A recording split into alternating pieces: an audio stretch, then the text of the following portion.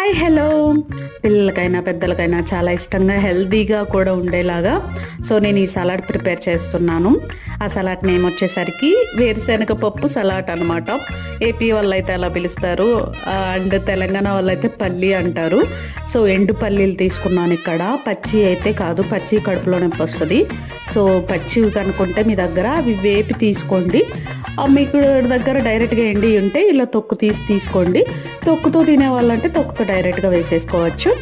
అవి ఒక 1/3 కప్ వేసుకున్నాను. అండ్ ఒక పచ్చిమిర్చి, ఒక ఆనియన్, ఒక టమాటో ఇవన్నీ చాప్ చేసుకున్నాను సన్నగా, అవి వేసుకున్నాను. అండ్ ఒక చిన్న బీట్రూట్ తీసుకొని తురుముకున్నాను అనమాట, అది వేసాను. ఒక టేబుల్ స్పూన్ హనీ వేసుకున్నాను, కొంచెం నిమ్మరసం వేసాను, పసుపు, ఉప్పు, కారం కొంచెం వేసుకున్నాను. మొత్తం కలుపుకొని తింటే చాలా టేస్టీగా ఉంది.